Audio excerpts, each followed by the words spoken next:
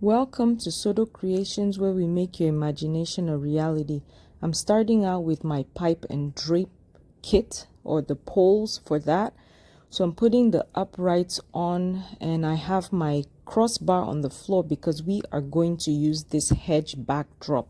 Haven't used this in a while. I don't pull this out very often, but I figured this would be a good one for this design. So have it all rolled up. I didn't want to take it apart, put it in a box, and then try to reassemble. So I'm rolling it out, flip it to where the front side is down, adjust some panels, and then we will get our crossbar attached. Now you have several ways you can put this. I decided to just cover my upright, so I'm designing it in such a way that the pole is in the middle, the crossbar is right in the middle, so that when I end up hanging the hedge wall, it's going to cover the upright. So you can see where I have some space on each end. I use zip ties to attach it, but make sure the zip ties point outward so that you don't have to go back to clip it. That's just easier for me. If you make it point up on the backdrop, like towards the ceiling, then it will show when you design it. So I just have it pointing backwards. Once all the zip ties are in place, with the hedge you probably need a lot more zip ties than you would a shimmer wall, so just make sure you get it secure because these are pretty heavy.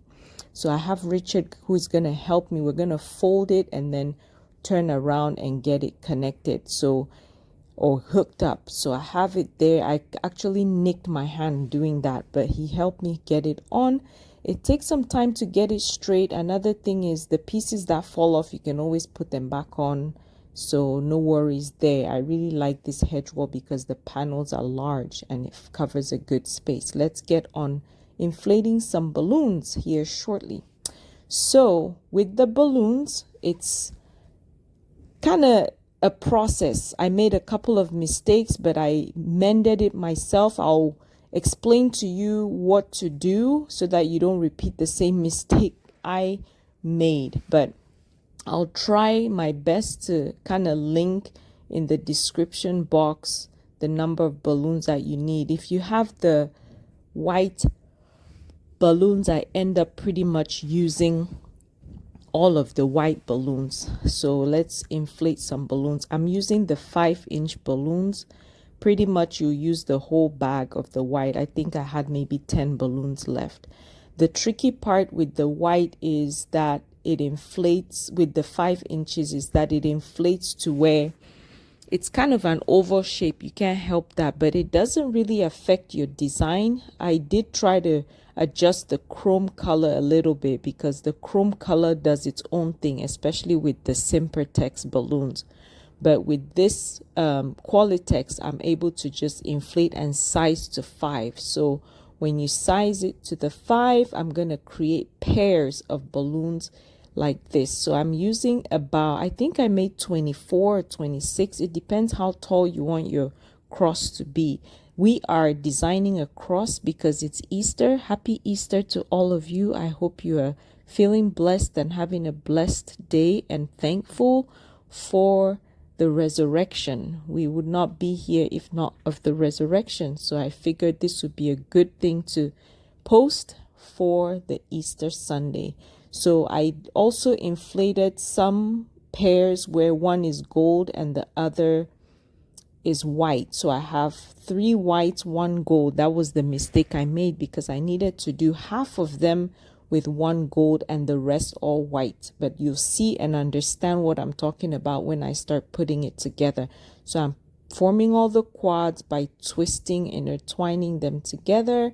And now we're finishing off by making some white balloons that we're going to use on the ends of the cross. This is an 11-inch balloon in chrome gold by Simpertex. We're inflating it to 6 inches and creating 2 pairs of that, which we twist together to form a quad. Then we're going to repeat that process again, still the 11-inch, but we're going to size it to 8 inches. So I wanted some kind of base for the cross and to give it that accent, elegant accent look. So tell me in the description box below what your traditions are for Easter.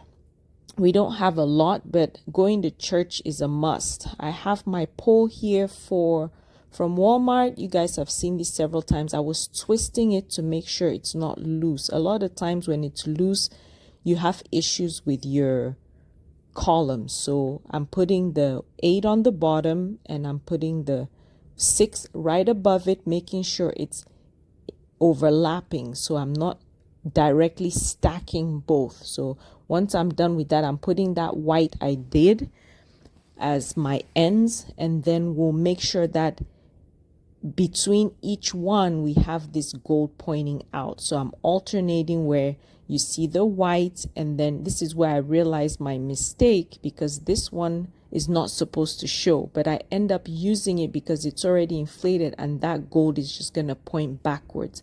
When you're in front of the design, you're not going to see it. So I should have had all 4. So like you see now, it has 1 gold and the 3 others are white. So the next one should be all 4 white, then keep alternating that way. But I'm just adjusting, and then 1 pop. So we're going to regroup here and get things moving along. You want to push down as well as you design it so it minimizes any gaps. You can't completely hide the gaps, but at least you can minimize them. So back to the design, put one that has gold, then you put an all white. Pretend this is all white. So all 4 are white, and then you're going to push down, twist it on the pole so it's secure. If your kids come and play with it, it's not going to pop off the design. So all white, then you're going to come back with one that has 1 gold and twist that on and push down again. So another all white. We're going to put that on, twist it so it stays in place, and we're going to keep repeating that till we get to the top. Now I did not want to climb up on a chair, so I decided to make the rest of my piece that goes on top with a 260Q and then just attach it that way. So you can do that as well. If you don't have a pole, you can still accomplish this. You just need to put a balloon weight on the bottom, and you can use a 260Q or some fishing line or to attach all your balloons. So this is me using my 260Q, getting all the air out, and then I'm going to tie it at the end so that it does not reinflate. And that is the rope I'm going to use to create the top piece. It's going to be the same thing, so I don't really show that. My phone was really acting up this day. I was so close to not posting the video because I actually damaged, or my phone got damaged. I don't know how, it's not working anymore. So I was recording without really seeing a camera.